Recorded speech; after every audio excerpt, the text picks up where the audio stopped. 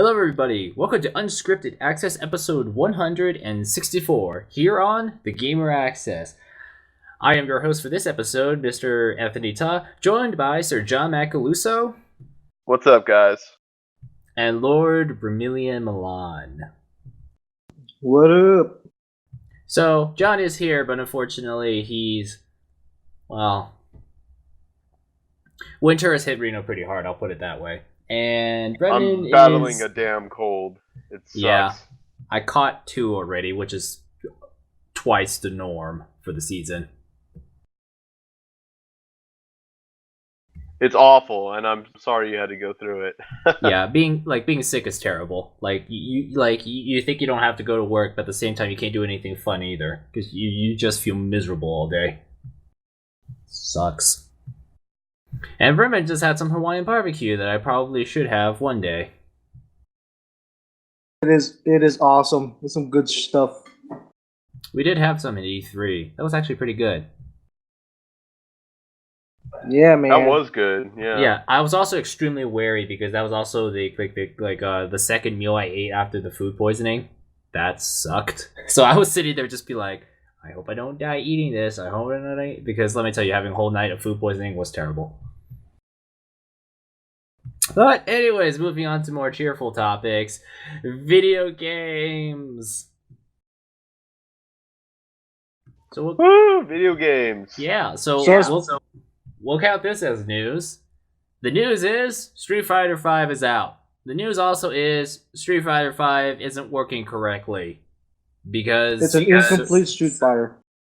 Yeah, the incomplete Street Fighter is also having online problems, which actually is not too surprising because just about any major online game, any major game with online these days, pretty much has problems out the door when it comes out. I've already expressed my grievances with some of the things that is wrong with it. Yes, you have. And since I don't think you have on Unscripted Access, I think you should. Again. Okay. Well, I don't like the fact that there's no. Oh, damn dog.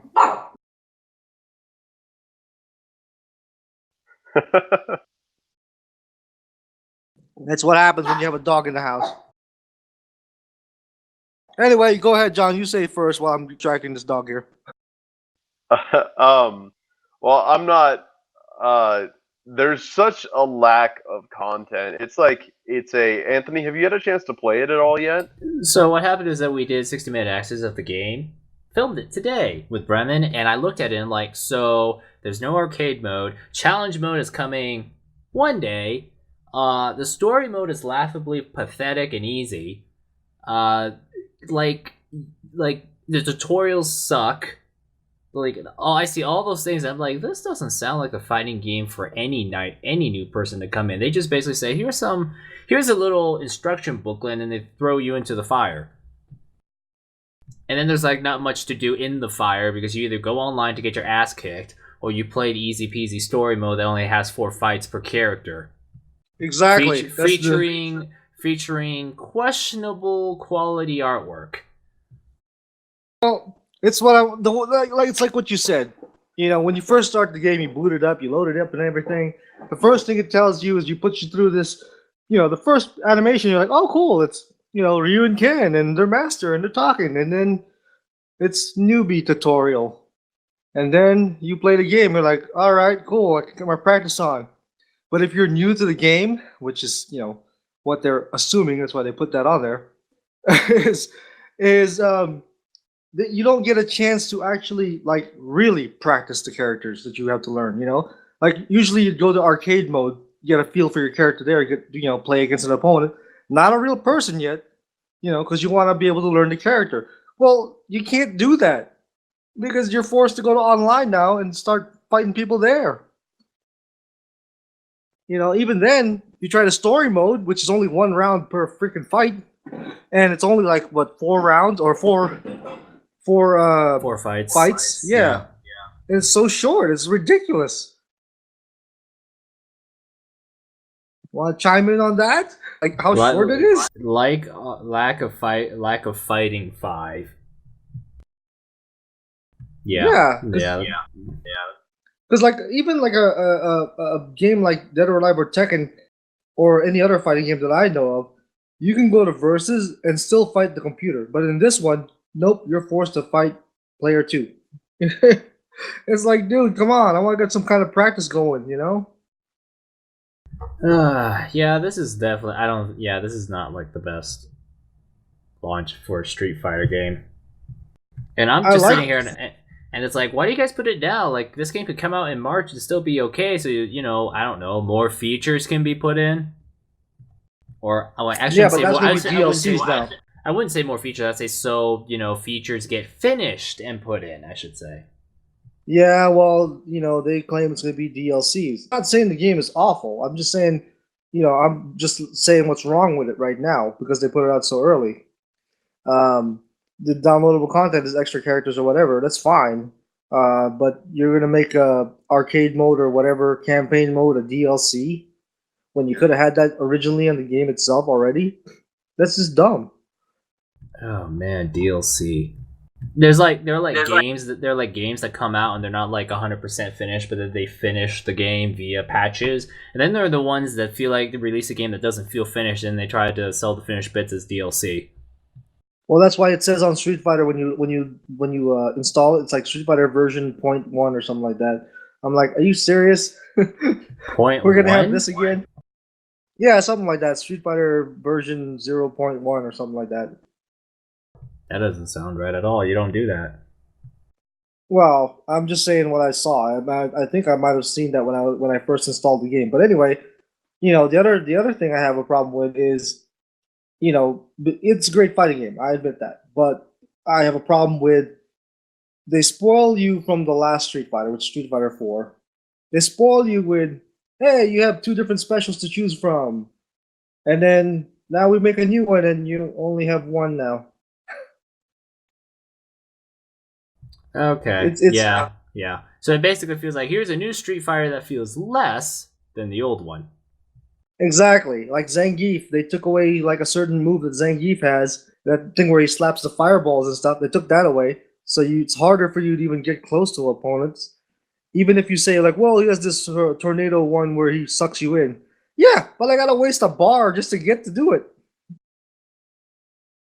It's annoying. Okay. It's annoying. Well, at least for me, being a Zangief player. Yeah, that definitely sounds really annoying because it's like, yeah, you have so much fun with the old game. It's like, yeah, and then the new concept is like, wait, what? I mean, what you're describing to me kind of feels like what I thought about Gran Turismo 6, because like Gran Turismo 5 was a bit of a bloated mess, but with Gran Turismo 6, what they did was to fix most of the problems. They shaved a lot of, they took a lot of fat out, which is great, but in doing so, they didn't replace the fat with meaningful substance. So it kind of felt like, Gran Turismo 6 at first felt like a Gran Turismo 5 with a lot of fat cat out, but it also has less content. The problem I have. Go ahead, Anthony. Yeah, which kind of resulted in a game where it's like it's better, it's lighter, but at the same time, I feel like I've gotten less. Like there's something missing. Well, for me, it's like for the characters. You know what I mean? Like, you have a favorite character. Everybody has a favorite Street Fighter character that they love using, and mine was Zangief because I always used him every time. Besides Guile and all these other ones, but that's the thing. I like using grappler characters, and you just basically what they did is you just weakened the one character that I would be using to do grapples and stuff. Because now I'd have to jump or do other moves just to even get close to the person. Whereas before, it was a lot easier for me to close the distance with, one certain move. You took away one move and you fuck up the whole thing.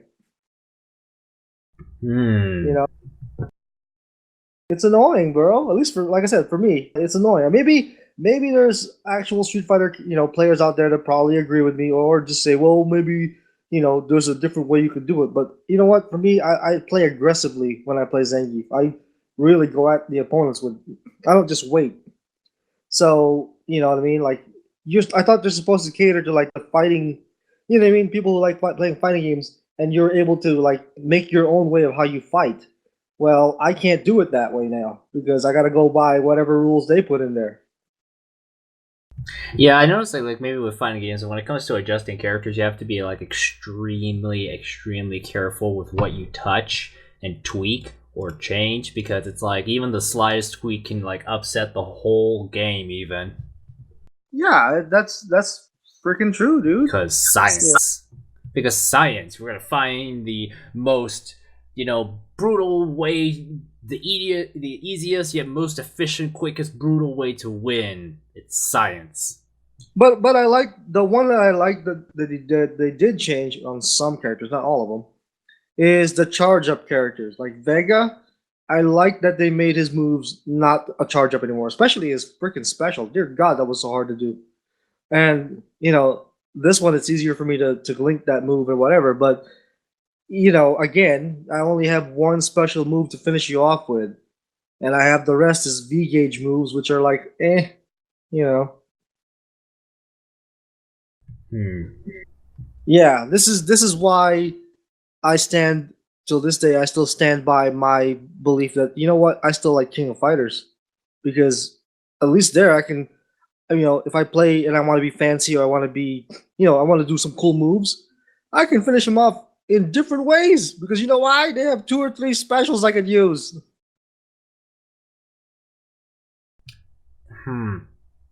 Something like Anyway.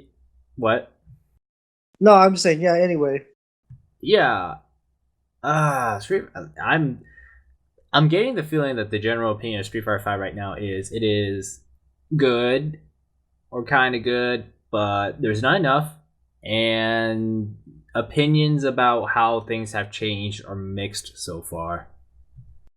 Well, John, anything for you besides what we already said? No, I mean you pretty much nailed it right on the head. I noticed that they dumbed down a lot of the combos and a lot of the moves. They made them Well, easier to do, but like the worst part of it all for me is it feels like an early access game. You pay $60 to play a game that's not even finished, and not only that, but the absolute worst thing about this game is that the combat, like the actual gameplay, is really good, but there's so little of it. Like there's nothing to do, if that makes sense. I mean, you can no, fight I people get. online, Yeah, like and then that's it. yeah, it's just early access games. Like in the case of an early access game is, I mean, at least walking into an early access game, you know that that paying for an early access game is optional, and you know that it's not finished, and you know that's going to be buggy, and you know things are going to change, and you know that there probably isn't much to do. But whenever you like, here's a full release of Street Fighter V, and then you get this, and you're like, well, where did my $60 go to?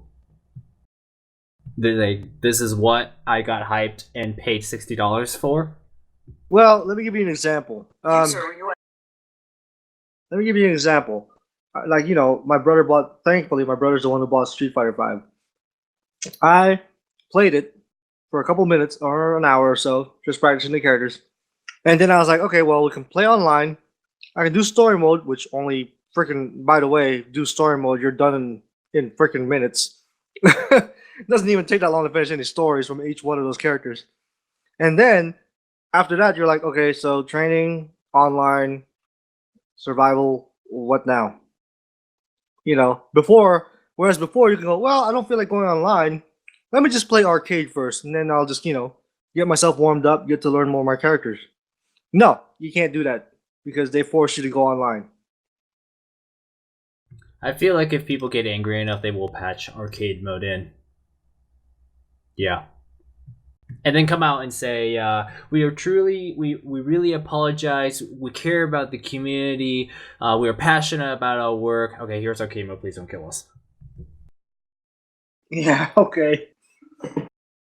Much later after they've already released it, right? Man, I just don't even understand how game development works these days anymore.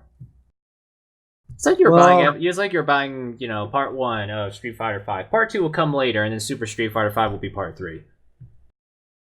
Well, as long as they don't do the whole, buy a separate disc again, I'm a little bit happy about that. Nah, that would be Super Street Fighter 5. Yeah, that's the shit that pissed me off with Capcom when it comes to Street Fighter. Is the whole, buy Street Fighter 4, buy arcade version, buy, like, dude, we already bought your game once. Why the fuck can't we just get the whole people and the whole thing? In the age of online patches and expansions and all that kind of stuff, yeah, pretty much. Right?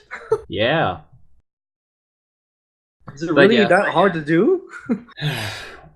I don't know how game development works these days. It's definitely different than back in the day. Nowadays, it's just like, oh, if you got an incomplete game and people are angry, patch it up, offer a compensation package. Oh, look, see, people are still buying your game and you're still making lots of money. No problem. Yeah, but Capcom, man, that's why people. That's mostly why they're doing it the new way, that where you DLC now or whatever, where you just you can just get it, and hopefully it doesn't cost much, or if anything, doesn't cost anything at all, because you already bought the damn game. They're just missing the parts for it.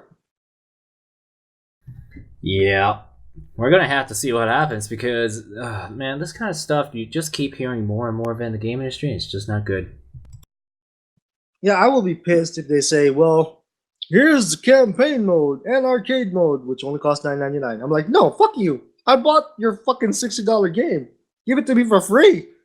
Oh, man. Yeah. Well, excuse my French, but Yeah. Because I'm sure John feels like he's sort of robbed too, because you can only go online and fight matches like for so long. You want to be able to play on your own and practice and get better. Yeah, I feel less robbed than anyone else probably, because I only spent $35 on the game. So that's probably what it's worth right now. Yeah, that's actually why I'm not extremely upset about it.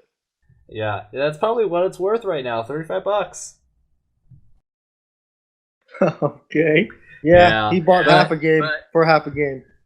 Yeah, but a game that probably is worth its price, and maybe double that price if you're willing to poke into other bits of the area. Fire Emblem, that also came out, and much more positive response so far from Fire Emblem Fates. If you're lucky to find a copy. Yeah, that's the only bummer. It's good luck finding it, because apparently there are crazed Fire Emblem people out there, myself included, John included, Ray included.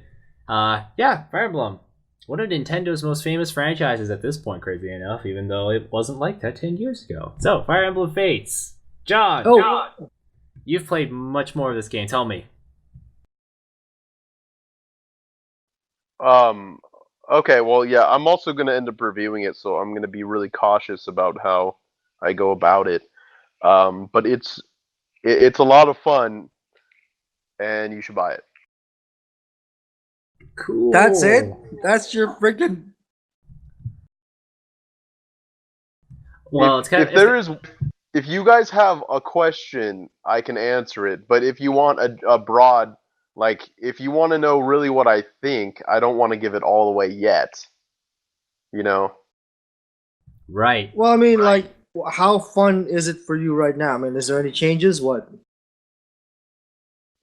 Yeah, so I actually haven't played anything since picking it up. I actually picked it up on Thursday. I got it. I pre-downloaded it. I've had it pre-downloaded for like a month. I started playing it at 9 p.m. on Thursday, and I haven't played any game since. I've put maybe 10 hours into it so far.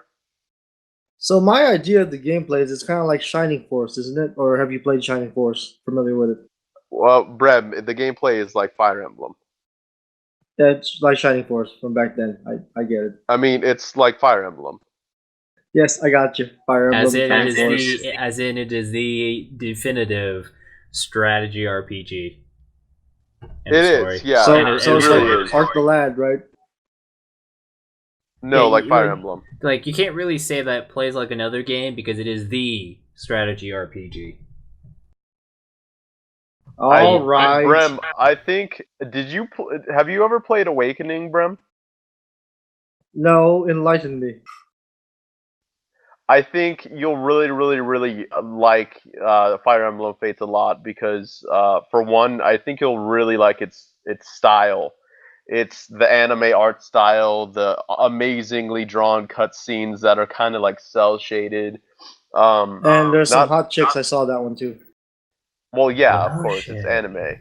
But not only that, there's this really cool thing where it's tile based. I didn't know you haven't played much Fire Emblem, but if you've ever played Final Fantasy Tactics or Tactics Ogre, it's like those.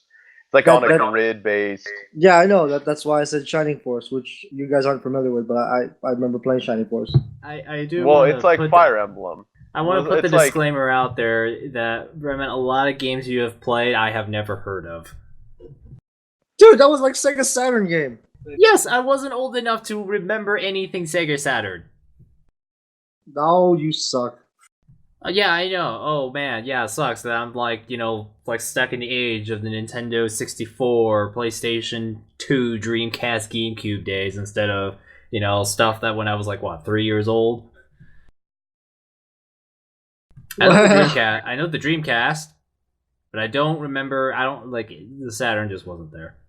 You know what though? Getting off a little bit of that the subject of this games, but like, have any of you ever heard of a game called Dragon Force?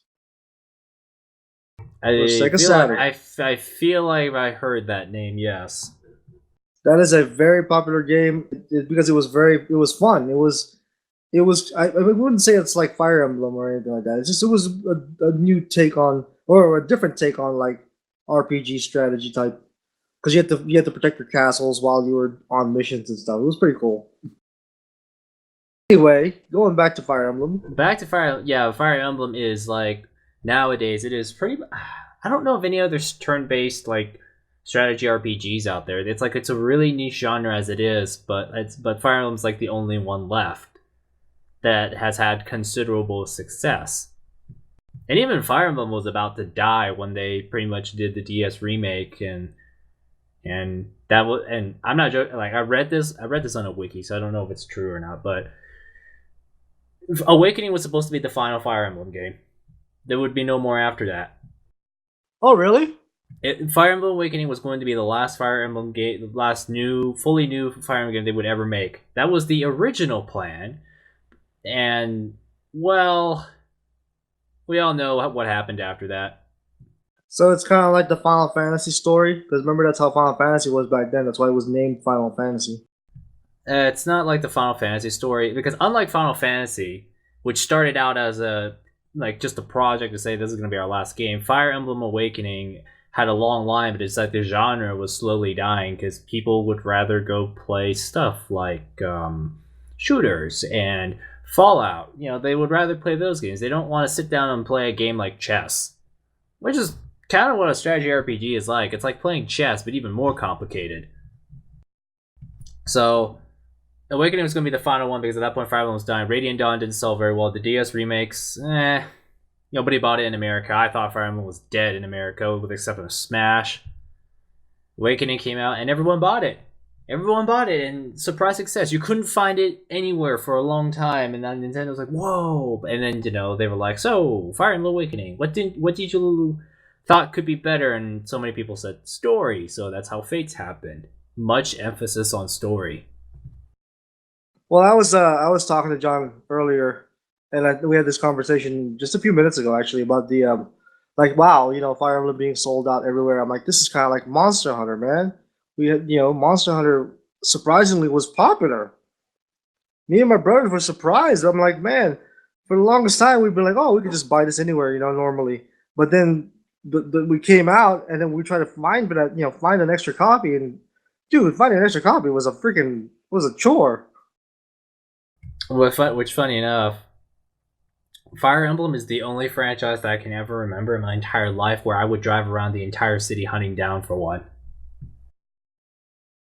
The things we do for games. Yeah, and the only other game that can come to mind with that I drove around the city trying to find was Final Fantasy XIV. Because at the time, trying to download the game digitally on PC looked like a giant convoluted mess, so I just tried to go out and buy the game myself. I thought you were gonna say Laser Suit Larry.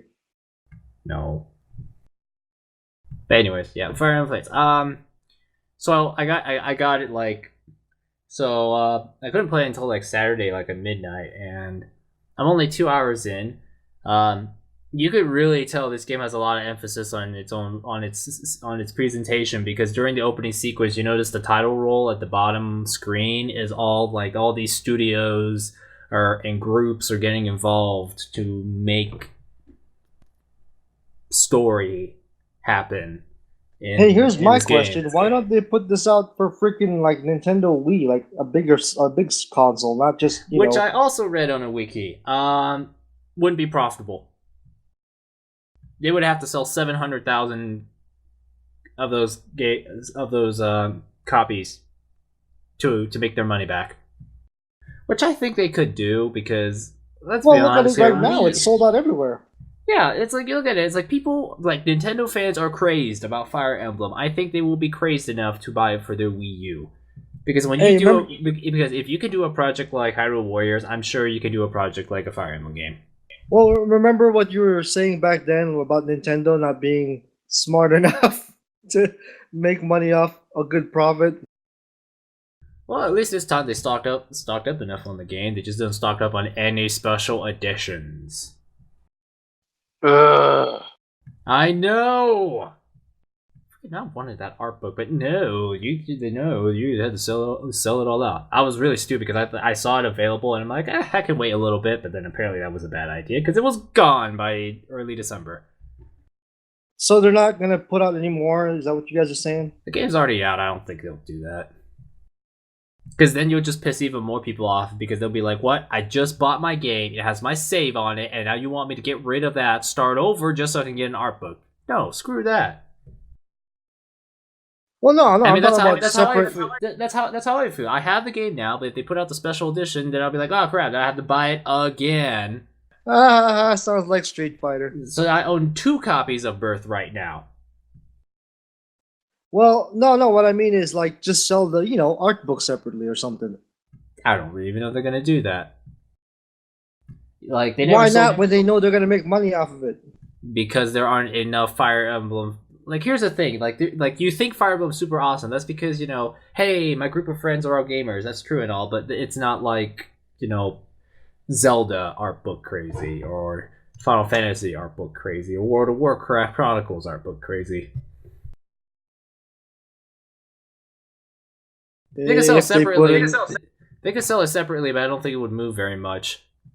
Like, you know what I'm guessing though? In Japan, they're probably gonna make a hentai version. That's probably gonna sell like crazy. Why do you have to bring this up? Why? I'm sorry. It's just how it works. I know what's gonna happen. You said that with no hesitation or shame whatsoever. What the heck? It's gonna happen. You know this. Although tell me. Oh yeah, of course. Persona had its own freaking porn series in Japan. Okay. See, so it's gonna happen. Oh, it's gonna happen. Oh, I know it's going to happen. I just didn't. Oh, like what? You just, man. I'm just saying, man. Look, if it's so popular, you already know. That's the same with everything, I know. It's so popular, there's going to be a parody of it. The way you said it, it just came out of nowhere. Oh, I'm sorry. This is Japan we're talking about. We're talking about Fire Emblem. Like, you know what? Never mind. I'm saying, man, it's from Japan. It's anime based, and they're gonna probably. You know what though? The good thing about this is, I'm hoping they actually make an anime of this. Would you watch it? Probably not. You bastard. No, here's the problem.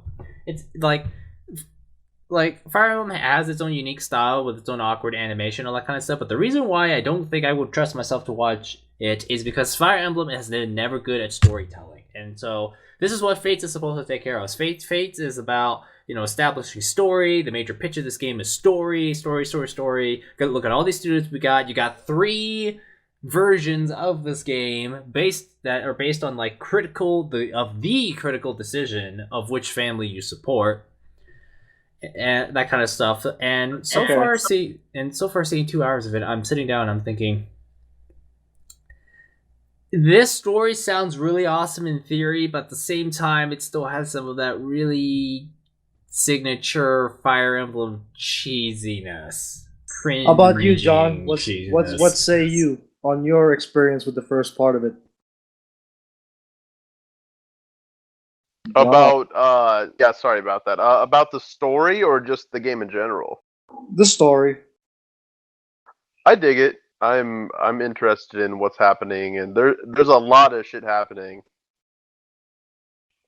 Yeah. So, Plus, like for me, the beginning of the story is kind of cringeworthy because you kind of sit down and be like, it doesn't seem very cohesive, and at the same time, for me, it doesn't make some sense because it's like,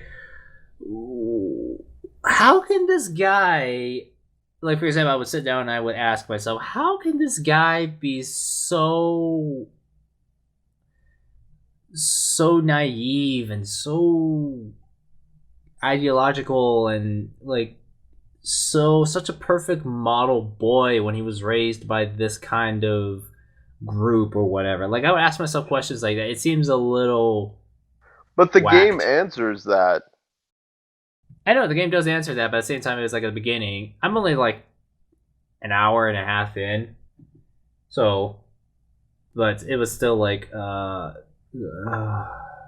how do you not like say look at this person and think to yourself, gee, that guy doesn't look very friendly. But well, I'm only 2 hours in. Well, I mean, on that note, Anthony, Crom was the exact same way, and so was Robin. Yeah, but Fates, new great storytelling. Like Fire Emblem Awakening, I didn't really like. Yeah, the story was hella cheesy, didn't make much sense, and was really shallow. But you know what? That was Fire Emblem. Okay, that was just how it was, and Radiant Dawn was. Well, I don't know what to think about Radiant Dawn. It's like cool, but at the same time, it's all right. Dialogue was never really a strong suit of those games. And the new one feels a little bit of the same. I don't know. It's only an hour and a half. Hey guys, is there an option to turn the voices to Japanese? No. No. In Awakening, you could do that, but not this one. Which bums me out because it's really interesting when you listen to that same dialogue in Japanese and in Awakening. It's kind of cool. Well, that's because it is. I don't know. I feel like they put more emphasis. They really put some acting into it. Sometimes I would sit down and I want to listen to that signature song sung in Japanese and not English. I'm not gonna say they're all bad. There's no way that it does not sound better in Japanese.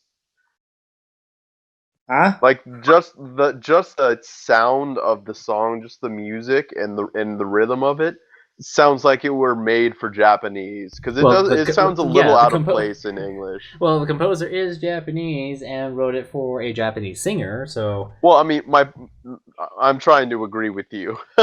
Yeah, the composer. Yeah, that's what happens. It's like I mean, I think they did an okay job translating to English, but you could tell it's like. Not really sure. They can't mess up the notes either. The notes have to stay the same, or else the song itself becomes different. I think sometimes they have to, because the way sometimes when you say something in Japanese, it's kind of backwards. So saying it in English, it would sound weird. So they would have to tweak it a little bit. So I don't blame them for that. Yeah. Yay, localization. So far, I'm liking it. I'm rushing through it a little too quickly, so I'm not leveling people properly. I am also not using dragon veins correctly because I spent a long time trying to climb up the side of a mountain when I should have used a dragon vein and just sent the mountain crashing down. And oh, look at that, problem solved. I'm stupid. Yeah, I have no idea what the hell you're talking about. So gameplay changes. There are certain characters on the royal family. I'm actually not sure about Conquest. I'm assuming Conquest is the same way.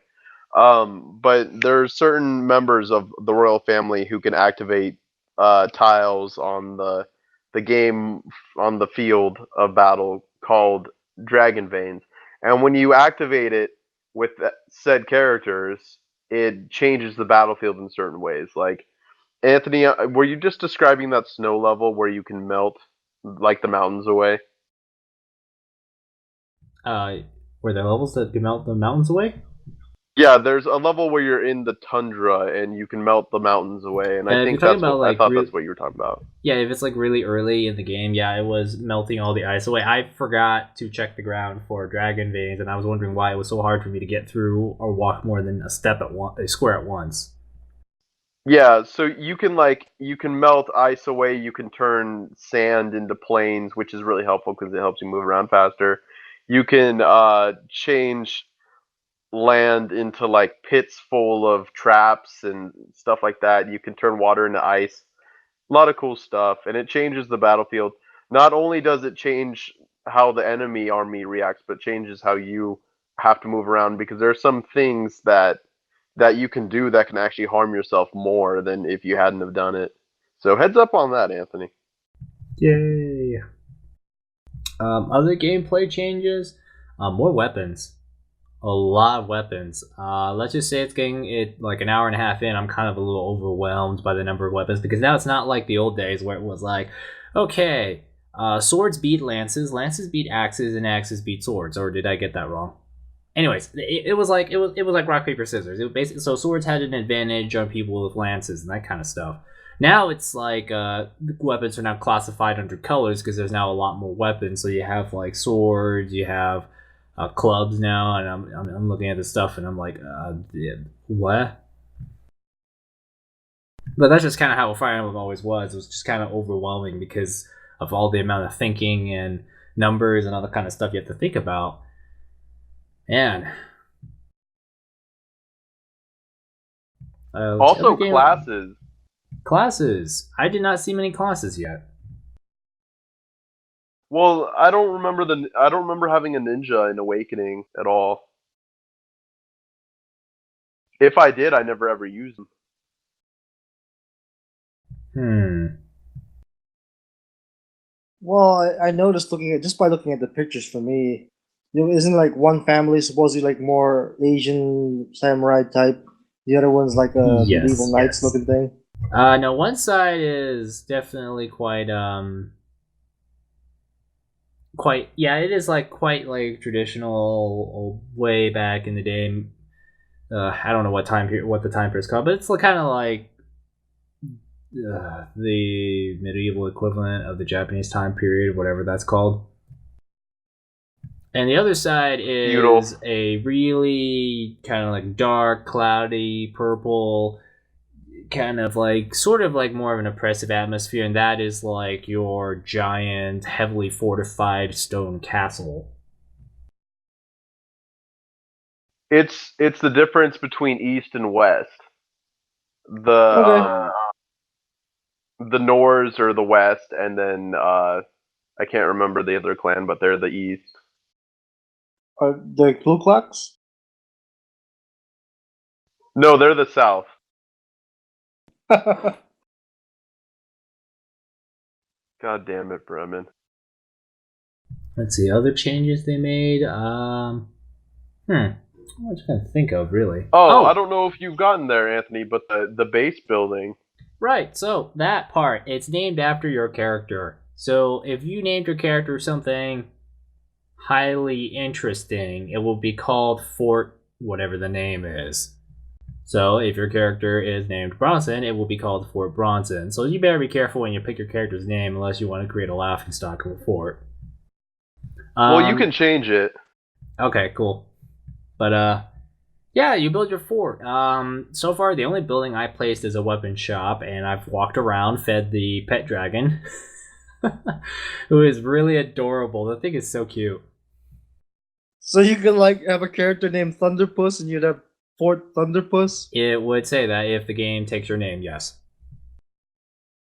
Then again, you can rename it. I'm pretty sure you can do other things that can say something about how this guy lives at Fort whatever. Yeah, it's oh dear.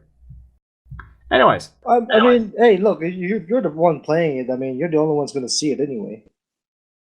You can share forts with other people. Street pass. Oh, didn't know that. Yes, you can street pass your forts to other people.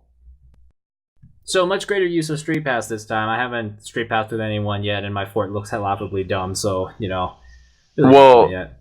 In addition to that, you can attack other people's forts and you fend off other people's invasions. Yay. I attempted to defend my fort from an invasion earlier today. It did not end well for me. That sucks.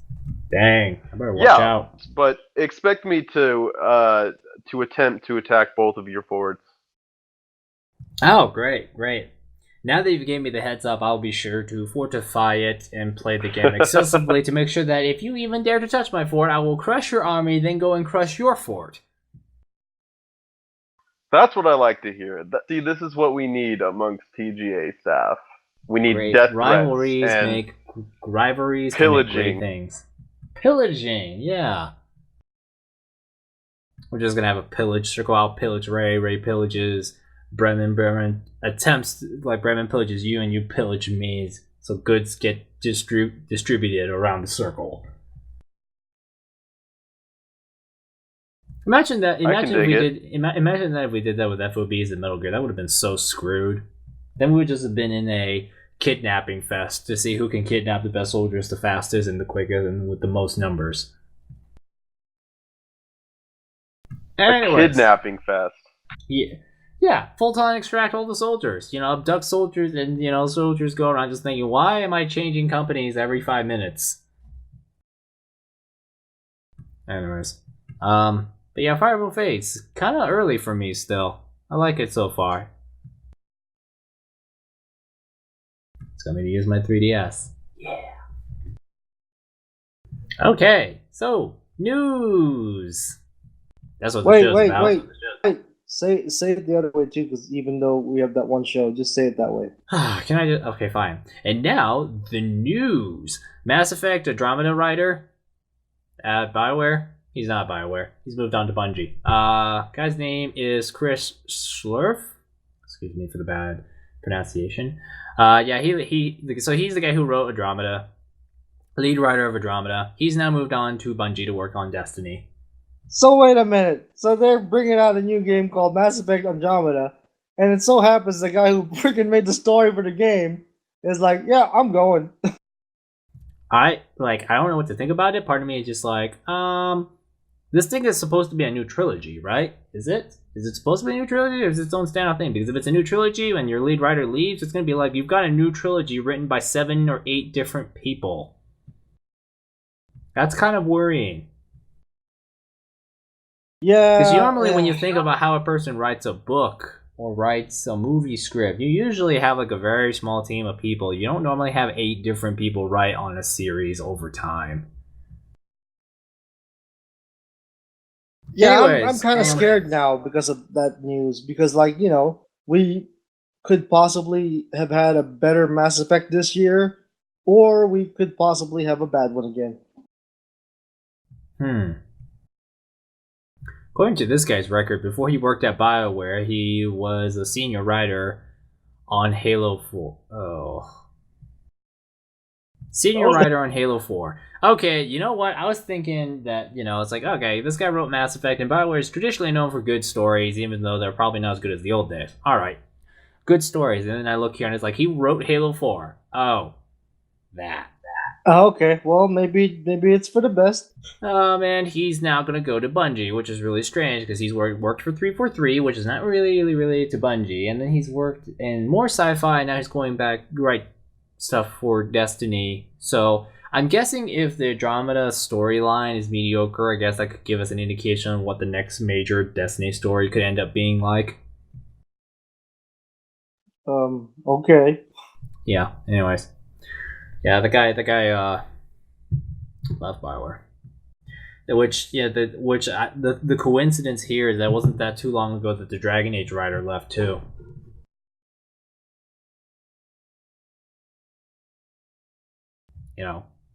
Kind of like I wouldn't call it an exodus, but when notable people start leaving around a similar time period, it's like, huh?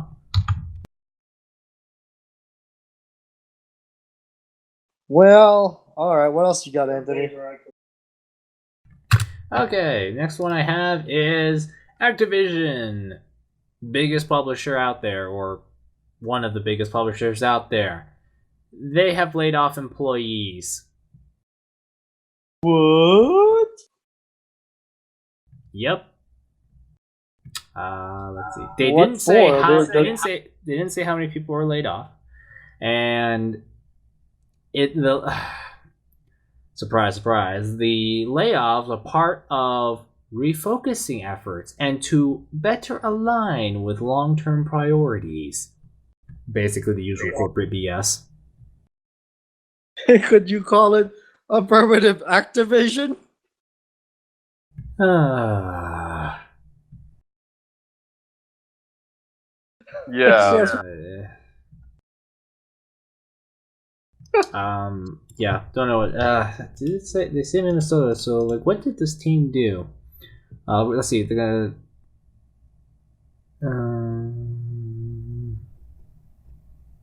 Well, they must have not done a very good job because they got fired anyway. Oh boy, Call of Duty slowly is running out of money. Who knew? Oh, gee, that franchise was only going for so long. I wonder how. Sheesh. No surprise. Yeah. All right, what else you got, buddy? Right before I go on to the next news story is PlayStation VR. We never really knew when PlayStation VR would ever come out. We just don't know. We just know that it could be highly expensive and all that kind of stuff, right? Well, apparently the GameStop CEO says that it's coming this holiday season. Hey. Wait, what? This holiday season. Yeah, PlayStation VR, as said by the GameStop CEO, that PlayStation VR is coming this fall. Now, the reason why this will make the guy credible is because, well, he's the CEO of the pretty much the only gaming chain in like the whole country. So, what per se are the games we will be getting for this VR? Oh, you remember PlayStation Experience? I do. That. Which, you know, it doesn't look. It looked like a bunch of like experimental stuff, but not really the kind of stuff you would be like, oh man, this is like the next awesome gaming revolution. Great. So basically, I'll be playing Hardcore Henry. Hardcore taxi driving with zombies. That's what Sony Santa Monica is doing these days. No problem. Yeah, I'm not too excited about Sony VR. Not just yet. Sad but true is actually sad thing is I'm more excited for the Xbox One's VR one, the one we saw, because that one looks like it's promising. That one looks good. The one by who? Microsoft, remember the one the that they had for the HoloLens? Xbox? Yeah. Yeah, HoloLens. Yeah, HoloLens is more Because likely to remember- blow my mind away. Yeah, right. When they showed a sample right in front of us on E3 and it was all happening, we're like, dude, that's freaking awesome. Yeah, I think it has the strong potential to potentially enhance and at the same time destroy the way the real world ever works. But you know, that's just how it is. Yeah. You know, it's great if you can like pull up information anywhere, but it's also terrible when you're just staring at blank walls watching television in your house. Okay. So we were talking about Street Fighter V earlier. One thing we did, so we mentioned the online problems. Didn't really mention that the PC version also had PC version crashes. Wait, John, you had the PC version. Of what? Street Fighter? I do have the T version. Thanks for remembering. No, he just mentioned it. Anthony just said that it crashes, I guess. Yeah, so Fighter ID corruption and it crashes. The game crashes on you. Yeah, I haven't really experienced either. But it's unfortunate for those who have, because you shouldn't pay as much money as you're paying for a half-made game and one that crashes and screws up your ID and stuff. So you could say there's complications. That one wasn't bad. Yeah, at least it doesn't make me want to It slap wasn't Bremen. good, but Well, it wasn't good, but at bad. least I don't feel like I want to slap Bremen for that. Okay, moving forward. Let's see. That's about all I have, really. I actually don't have anything else. We talked about Street Fighter. We talked about those other ones. I'm just really waiting for damn Tekken 7. Yeah, the biggest news these days is actually the release of Street Fighter and Fire Emblem, so there's actually not much going on right now. Okay. Yeah. So, comments and questions? Yes? Yes, sir. Hopefully, All right, yeah. moving on to comments and questions. And we got none. We got none. Damn it, people. Yeah. You people make me sad when you don't talk to us. You talked to us on the last episode. Like, in the previous episode, we had like 6. This last one, no, just none. So, please. Yeah. Like, you We know, need like, to hear from Pepples. ask us questions. Could be just about anything, I guess. Somebody Preferably rant game about related. Street Fighter, please. Somebody else rant about Street Fighter. Yes, let us talk know. about- yeah, talk about Street Fighter or Fire Emblem or Talk any about of- how you're being paired up to fight some professional player when you're like a freaking noob in Street Fighter and you're forced to play online and then get your ass whooped every time right. because you can't practice properly because there's no arcade mode. Yeah. Yeah, it makes it terribly bad for people like me who are very bad at fighting games.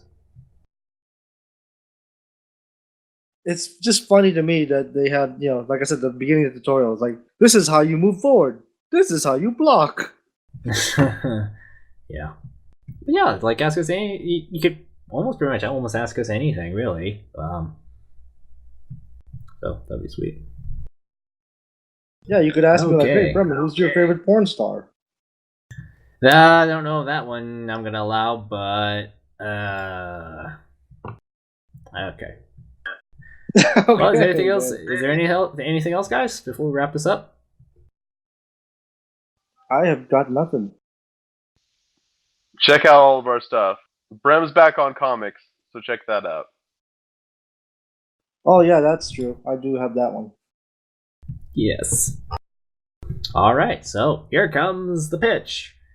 Visit us on thegameraccess.com. Like us on Facebook. Follow us on Twitter. Follow us on Twitch.tv/thegameraccess. We have a donation button at the bottom if you are interested. What else? Do check out our comics. Do check out Bronson's Soapbox, Playing God, 60-Minute Access, Superman Gospel Playtime, and the Gamecast. Is there anything else I'm missing? I promise you, this comics, it will make you guys think like, hey, I probably have done that before, or am thinking about doing that. I think it turned out pretty darn well. Yes, do check out our website. Do check our website. We actually have new content. I mean, like currently, we have new content every single weekday plus Saturday. So if you like what we do, we provide regular content consistently every week of the year. At least so far, we have. Because we're that damn good.